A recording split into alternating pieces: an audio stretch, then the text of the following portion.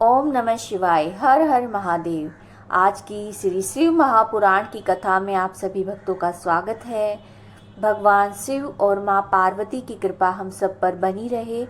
तो आइए बिना विलंब करे आज की कथा प्रारंभ करते हैं। नारद जी का भगवान विष्णु को क्रोध पूर्वक फटकारना, श्राप देना और फिर माया दूर होने पर पश्चाताप पूर्वक भगवान के चरणों में गिरना, शुद्धि का उपाय पूछना, भगवान विष्णु का उन्हें समझा बुझाकर शिव का महात्म जानने के लिए ब्रह्मा जी के पास जाने का आदेश और शिव के भजन का उपदेश देना।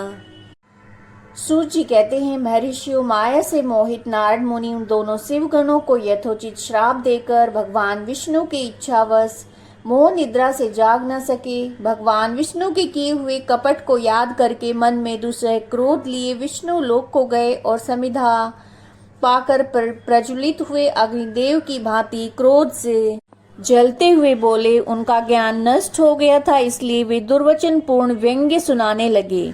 नारद जी ने कहा, हरे तुम बड़े दुष्ट हो, कपटी हो, समस्त विश्व को मोह में डाले रहते हो। दूसरों को का उत्साह और उत्कृष्ट तुमसे सहा नहीं जाता। तुम मायावी हो, तुम्हारा अंतकरण मलिन है।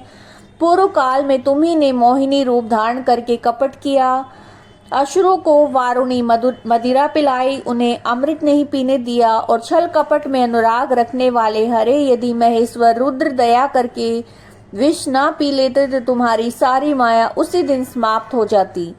विष्णु देव, कपटपूर्ण चाल तुम्हें अधिक प्रिय है, तुम्हारा स्वभाव अच्छा नहीं है, तो भी भगवान शंकर ने तुम्हें स्वतंत्र बना दिया है। तुम्हारी इस चाल ढाल को समझकर अब वे भगवान शिव भी पश्चाताप करते होंगे। अपनी वाणी रूप वेद की प्रमाणिकता स्थापित करने वाले महादेव जी ने ब्राह्मण को सर्वोपरि बताया है। हरे, इस बात को जानकर आज मैं बलपूर्वक तुम्हें ऐसी सीख दूंगा जिसे तुम फिर कभी कहीं भी ऐसा कर्म नहीं कर सकोगे। अब तक तुम्हें किसी शक्तिशाली या तेजस्वी पुरुष से पाला नहीं पड़ा था, इसलिए आज तक तुम निडर बने रहे हो। परंतु विष्णु, अब तुम्हें अपनी करनी का पूरा पूरा फल मिलेगा।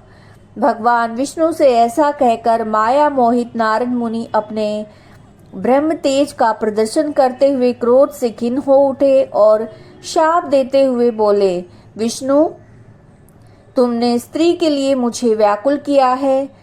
तुम इसी तरह सबको मोह में डाले रहते हो। ये कपटपूर्ण कार्य करते हुए तुमने जिस स्वरूप से मुझे संयुक्त किया था, उसी स्वरूप से तुम मनुष्य हो जाओ और स्त्री के वियोग का दुख भोगो। तुमने जिन वानरों के समान मेरा मुंह बनाया था, वे उस समय तुम्हारे सहायक हों। तुम दूसरों को स्त्री विरह का दुख देने वाले हो, अतः स्वयं भी तुम्हें स्त्री के वियोग का दुख प्राप्त हो। अज्ञान से मोहित मनुष्यों के समान तुम्हारी स्थिति हो। अज्ञान से मोहित हुए नारद जी ने मोहवश श्री हरि को जब इस तरह से शाप दिया, तब उन्होंने शंभु की माया की प्रशंसा करते हुए उस शाप को स्वीकार कर लिया। तदंतर महालीला करने वाले शंभु ने अपनी उस विश्व मोहिनी माया को, जिसके कारण ज्ञानी नारद मुनि भी मोहित हो गए थे, खींच लिया। उस माया के तिरोहित होते ही नारद जी पूर्ववत शुद्ध बुद्धि से युक्त हो गए। उन्हें पूर्ववत ज्ञान प्राप्त हो गया। उनकी सारी व्याकुलता जाती रही। इससे उनके मन में बड़ा विस्मय हुआ। वे अधिकाधिक पश्चाताप करते हुए बार बार अपनी निंदा करने लगे। उस समय उन्होंने ज्ञानी को भी मोह में डालने वाली भगवान शंभु की माया की सराहना की। तदंतर ये जानकर कि माया के कारण ही मैं भ्रम में पड़ गया था, ये सब मेरा माया जनित भ्रम था, वैष्णव शिरोमणि नारद जी भगवान विष्णु के चरणों में गिर पड़े। भगवान श्री हरि ने उन्हें उठाकर खड़ा कर दिया। उस समय अपनी दुर्बुद्धि नष्ट हो जाने के कारण वे यो बोले, नाथ, माया से मोहित होने के कारण मेरी बुद्धि बिगड़ गई थी, इसलिए मैंने आपके प्रति बड़े दुर्वचन कहे हैं, आपको शाप तक दे डाला। प्रभु, उस शाप को आप मिथ्या कर दीजिए। हाय, मैंने बहुत बड़ा पाप किया है, अब मैं निश्चय ही नरक में पड़ूंगा। हरे, मैं आपका दास हूँ, बताइए मैं क्या उपाय, कौन सा प्रायश्चित करूं जिससे मेरा पाप समूह नष्ट हो जाए और मुझे नरक में ना गिरना पड़े। ऐसा कहकर शुद्ध बुद्धि वाले मुनि शिरोमणि नारद मुनि पुनः भक्ति भाव से भगवान विष्णु के चरणों में गिर पड़े। उस समय उन्हें बड़ा पश्चाताप हो रहा था। तब श्री विष्णु जी ने उन्हें उठाकर मधुर वाणी में कहा। भगवान विष्णु बोले, तात खेद न करो, तुम मेरे श्रेष्ठ भक्त हो, इसमें संशय नहीं है। मैं तुम्हें एक बात बताता हूँ, सुनो। उससे निश्चय ही तुम्हारा परम हित होगा, तुम्हें नरक में नहीं जाना पड़ेगा। भगवान शिव तुम्हारा कल्याण करेंगे। तुमने मद से मोहित होकर जो भगवान शिव की बात नहीं मानी थी, उसकी अवहेलना कर दी थी, उसी अपराध का भगवान शिव ने तुम्हें ऐसा फल दिया है। क्योंकि वे कर्म फल के दाता हैं, तुम अपने मन में ये दृढ़ निश्चय कर लो, भगवान शिव की इच्छा से ये सब कुछ हुआ है। सबके स्वामी परमेश्वर शंकर ही गरु को दूर करने वाले हैं। वे ही परब्रह्म परमात्मा है, उन्हीं का सच्चिदानंद रूप से बोध होता है। वे निर्गुण और निर्विकार हैं, सत्व रज और तम इन तीनों गुणों से परे हैं। वे अपनी ही माया को लेकर ब्रह्मा विष्णु महेश इन तीन रूपों में प्रकट होते हैं। निर्गुण और सगुण भी वे ही हैं। निर्गुण अवस्था में उन्हीं का नाम शिव है। वे ही परमात्मा, महेश्वर, परब्रह्म, अविनाशी, अनंत और महादेव आदि नामों से कहे जाते हैं। उन्हीं की सेवा से ब्रह्मा जी जगत के सृष्टा हुए हैं। मैं तीनों लोकों का पालन करता हूँ। वे स्वयं ही रुद्र रूप से सदा सबका सहार करते हैं। वे शिव स्वरूप से सबके साक्षी हैं, माया से भिन्न और निर्गुण हैं। स्वतंत्र होने के कारण वे अपनी इच्छा के अनुसार चलते हैं। उनका विहार आचार व्यवहार उत्तम है और वे अपने भक्तों पर दया करने वाले हैं। नारद मुनि, मैं तुम्हें एक सुंदर उपाय बताता हूँ जो सुक्त समस्त पापों का नाशक और सदा भोग और मोक्ष देने वाला है। तुम उसे सुनो। अपने सारे संशयों को त्याग कर तुम भगवान शंकर के सुयश का गान करो और सदा अनन्य भाव से शिव के सतनाम स्तोत्र का पाठ करो। मुने, तुम निरंतर उन्हीं की उपासना और उन्हीं का भजन करो। उन्हीं के यश को सुनो और गाओ और प्रतिदिन उन्हीं की पूजा अर्चना करते रहो। नारद, जो शरीर मन और वाणी के द्वारा भगवान शंकर की उपासना करता है, उसे पंडित या ज्ञानी जानना चाहिए। वो जीवन मुक्त कहलाता है। शिव इस नाम रूपी दामनल से बड़े बड़े पातकों के असंख्य पर्वत अनायास भस्म हो जाते हैं। ये सत्य है, इसमें संशय नहीं है। जो भगवान शिव के नाम रूपी नौका का आश्रय लेते हैं, वो संसार सागर से पार हो जाते हैं। संसार के मूलभूत उनके सारे पाप निसंदेह नष्ट हो जाते हैं। महामुने, संसार के मूलभूत जो पातक रूपी वृक्ष है, उनका शिव नाम रूपी कुठार से निश्चय ही नाश हो जाता है। जो लोग पाप रूपी दावानल से पीड़ित हैं, उन्हें शिव नाम रूपी अमृत का पान करना चाहिए। पाप दावाग्नि से दग्ध होने वाले प्राणियों को उस शिव नाम अमृत के बिना शांति नहीं मिल सकती।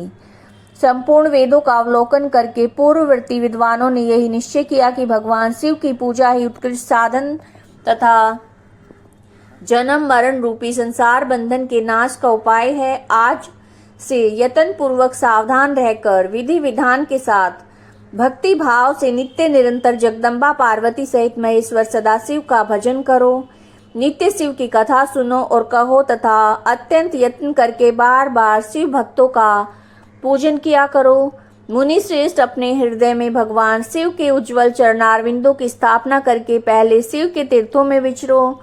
मुने, इस प्रकार परमात्मा शंकर के अनुपम महात्म का दर्शन करते हुए अंत में आनंद वन काशी को जाओ। वह स्थान भगवान शिव को बहुत प्रिय है। वहां भक्ति पूर्वक विश्वनाथ जी का दर्शन पूजन करो।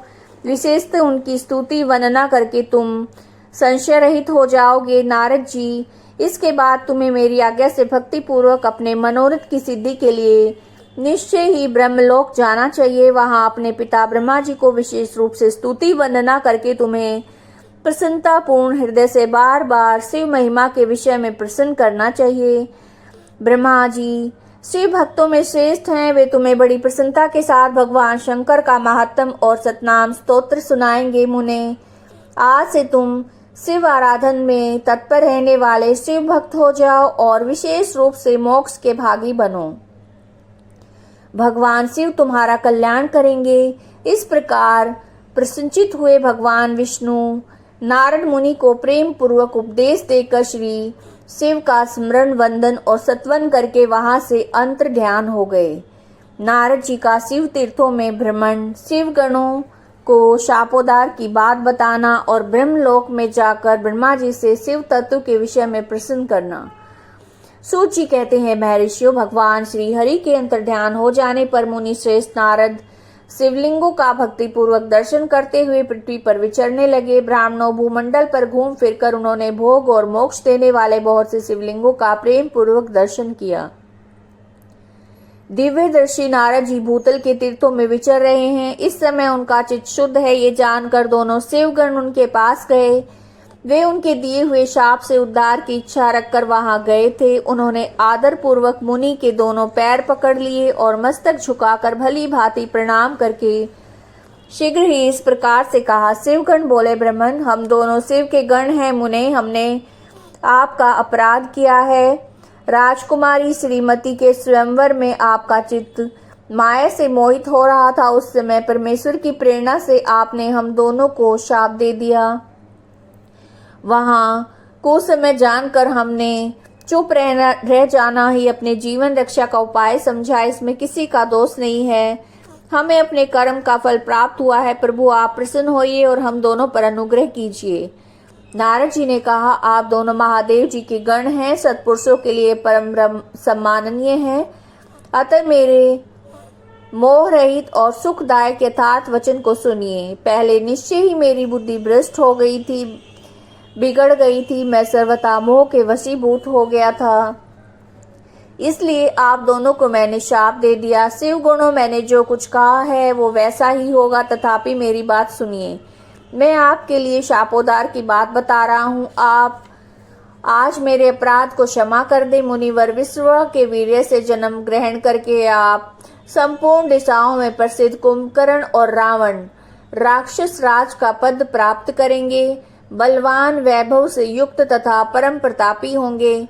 समस्त ब्रह्मांड के राजा होकर शिव भक्त और जितेंद्रिय होंगे और शिव के ही दूसरे स्वरूप श्री विष्णु जी के हाथों मृत्यु पाकर अपने पद पर प्रतिष्ठित हो जाएंगे। सूत जी कहते हैं, महर्षियों, महात्मा नारद मुनि की ये बात सुनकर वे दोनों शिवगण प्रसन्न होकर आनंद अपने स्थान को लौट गए। श्री नारद जी की अत्यंत आनंदित होकर अनन्य भाव से भगवान शिव का ध्यान और शिव तीर्थों का दर्शन करते हुए बार बार भूमंडल में विचरने लगे। अंत में वे सब के ऊपर विराजमान शिव प्रिया काशीपुरी गए, जो शिव स्वरूपिणी और शिव को सुख देने वाली है। काशीपुरी का दर्शन करके नारद जी कृतार्थ हो गए। उन्होंने भगवान काशीनाथ का दर्शन किया और परम प्रेम और परमानंद से युक्त होकर उनकी पूजा की। काशी का सानंद सेवन करके वे मुनि श्रेष्ठ कृतार्थता का अनुभव करने लगे और प्रेम से विहल होकर उसका नमन, वर्णन और स्मरण करते हुए ब्रह्मलोक को गए। निरंतर शिव का स्मरण करने से उनकी बुद्धि शुद्ध हो गई थी। वहां पहुंचकर शिव तत्व का विशेष रूप से ज्ञान प्राप्त करने की इच्छा से नारद जी ने ब्रह्मा जी को भक्ति पूर्वक नमस्कार किया और नाना प्रकार के स्तोत्रों द्वारा उनकी स्तुति करके उनसे शिव तत्व के विषय में पूछा। उस समय नारद जी का हृदय भगवान शंकर के प्रति भक्ति भाव से परिपूर्ण था। नारद जी बोले, ब्रह्मांड पर ब्रह्म परमात्मा के स्वरूप को जानने वाले पिता मैं जगत प्रभु, आपकी कृपा प्रसाद से मैंने भगवान विष्णु के उत्तम महात्म का पूर्ण ज्ञान प्राप्त किया है। भक्ति मार्ग, ज्ञान मार्ग, अत्यंत दुस्तर तपो मार्ग, दान मार्ग तथा तीर्थ मार्ग का वर्णन सुना है, परंतु शिव तत्व का ज्ञान मुझे अभी तक नहीं हुआ है। मैं भगवान शंकर की पूजा विधि को भी नहीं जानता। अतः प्रभु, आप क्रमश इन विषयों को और भगवान शिव के विविध चरित्रों को, उनके स्वरूप, तत्व और प्राकट्य, विवाह, ग्रस्त धर्म सब मुझे बताइए। निष्पाप पिता, मैं ये सब बातें तथा और भी जो आवश्यक बातें हों उन सब का आपको वर्णन करना चाहिए। प्रजानाथ, शिव और शिवा के आविर्भाव एवं विवाह का प्रसंग विशेष रूप से कहिए तथा कार्तिकेय के जन्म की कथा भी मुझे सुनाइए। प्रभु, पहले बहुत से लोगों से मैंने ये बातें सुनी हैं, किंतु तृप्त नहीं हो सका हूँ, इसलिए आपकी शरण में आया हूँ। आप मुझ पर कृपा कीजिए। आपने अपने पुत्र नारद की ये बात सुनकर लोक पितामह ब्रह्मा वहाँ इस प्रकार से बोले। आज की श्री शिव महापुराण की कथा को हम यही विराम देते हैं। नित्य शिव कथाएं सुनने के लिए चैनल को सब्सक्राइब कीजिएगा। वीडियोज अगर अच्छे लग रहे हैं तो लाइक कीजिएगा और ज़्यादा से ज़्यादा लोगों तक पहुँचे इसलिए इसे शेयर कीजिएगा। हर हर महादेव।